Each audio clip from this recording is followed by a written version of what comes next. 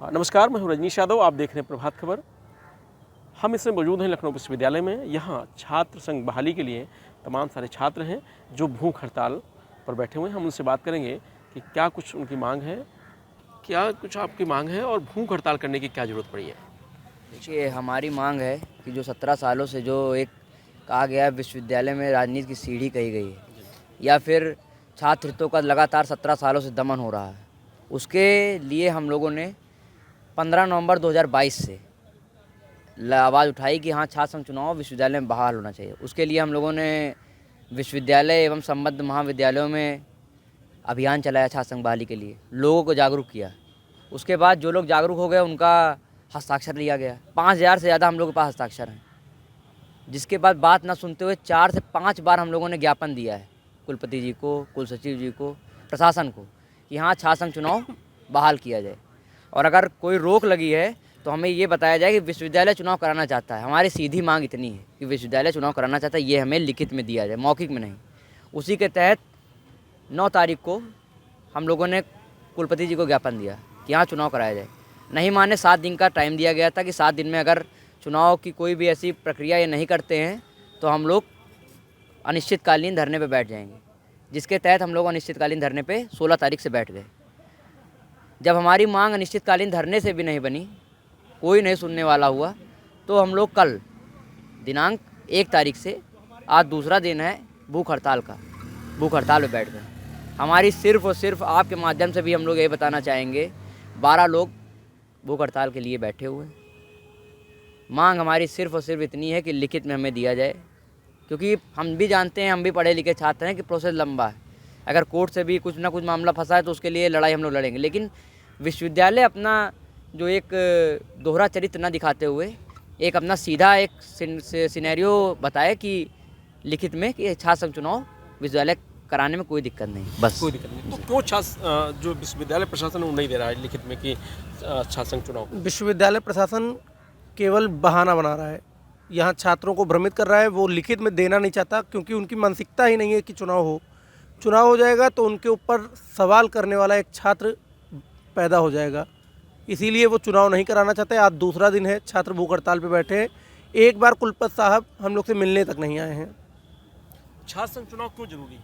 छात्र संघ चुनाव इसलिए ज़रूरी है क्योंकि देखिए, जब तक हमारा यूनियन नहीं होगा, कहा गया एकता में शक्ति होती है, तो एकता शिक्षकों के लिए शिक्षक संघ है। कोई बात फंसती है तो उनका एक रिप्रेजेंटेटिव है। हम छात्रों का कोई रिप्रेजेंटेटिव नहीं। एब्सेंट लगता है, पानी की समस्याएं हैं, शौचालय की समस्याएं, क्लासों की समस्याएं हैं, क्लास में टीचर काम मतलब पढ़ाने नहीं आ रहा है, स्कॉलर पढ़ा रहे हैं, तमामों समस्याएं हैं। हॉस्टल की समस्याएं अलग हैं। हॉस्टल है, इतने सारे हॉस्टल हैं, एनडी हॉस्टल बंद कर दिया, बहुत सारे हॉस्टल बंद कर दिए गए। छात्र कहाँ जाए? उसके लिए आवाज़ उठाने का एक कोई प्लेटफॉर्म होता है। वो छात्र किसके पास जाए? संगठन है, संगठनों का काम है ज्ञापन दे के काम करना, जो अभी प्रेजेंट टाइम की स्थिति है। तो छात्र क्या करे? इसलिए छात्र संघ आवश्यक है। छात्र संघ होगा, हमारा एक प्रतिनिधित्व होगा, भले किसी संगठन से हो, निर्दल हो, कोई हो, लेकिन कम से कम होगा, उसको सभी लोग स्वीकार करेंगे। वो आम जनता द्वारा चुन के आएगा, आम छात्रों द्वारा चुन के आएगा, उसे स्वीकार किया जाएगा, वो हमारी बात वहाँ तक उठाएगा। ऐसे तो कोई है ही नहीं, एडमिनिस्ट्रेशन में कोई हम लोग पूछ ही नहीं। तब क्या होता था, जब छात्र संघ होता था तो 2 मूल कारण होते थे छात्र संघ के, 2 उद्देश्य। पहला कि विश्वविद्यालय में सांस्कृतिक गतिविधियाँ, खेल कूद की गतिविधियाँ, जो छात्रों के अंदर प्रतिभाएँ हैं उसको निखारना। दूसरा कि कोई भी समस्या किसी भी छात्र को हो, उसके लिए जहाँ तक जाना पड़े वहाँ तक छात्र नेता जाते थे। ये नहीं कि हाँ, मुँह से बोल दिया। कई ऐसे का यहीं से शंकर दयाल शर्मा जैसे लोग हुए जो कि राष्ट्रपति हुए। जूनियर लाइब्रेरियन का पद यहाँ था उनका, लेकिन राष्ट्रपति तक की उन्होंने सफ़र तय किया। तो एक माध्यम ही नहीं रहेगा तो आप पढ़ा लिखा छात्र कैसे? छात्र आपके साथ इस मांग को लेकर के छात्र आपके साथ हैं? बता तो रहे, 5000 छात्रों का समर्थन है। 5000 छात्रों को हम लोगों ने खुद जाके एक छात्र से उनका नंबर और सब कुछ रखा हुआ है, रिकॉर्ड है, जिसको मुख्यमंत्री के पास, लगातार गवर्नर जी के पास, सबके पास उसकी प्रतिलिपियां भेजी गई हैं। निरंतर प्रधानमंत्री तक भेजा गया है। सोचिए, किसी तरह कोई जवाब आया?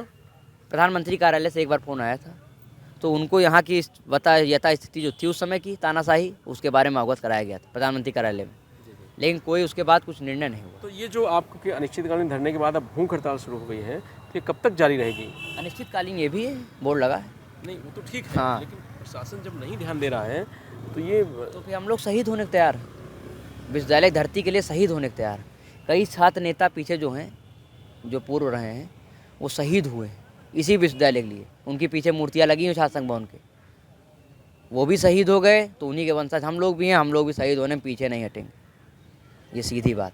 अच्छा, नाम बता दीजिए। नाम है विंध्यवासिनी शुक्ला। तो ये विंध्यवासिनी शुक्ला जी थे जो अनिश्चितकालीन जो भूख हड़ताल है सो बैठे हुए हैं। उनका कहना है कि हमको छात्र संघ बहाली के लिए लड़ाई जो लड़ रहे हैं वो लड़ते रहेंगे, जब तक इस पर कुछ निर्णय नहीं होता तब तक ये लड़ाई जारी रहेगी। रजनीश यादव, प्रभात खबर, लखनऊ। प्रभातखबर.com, विश्वास वही, रफ्तार नहीं।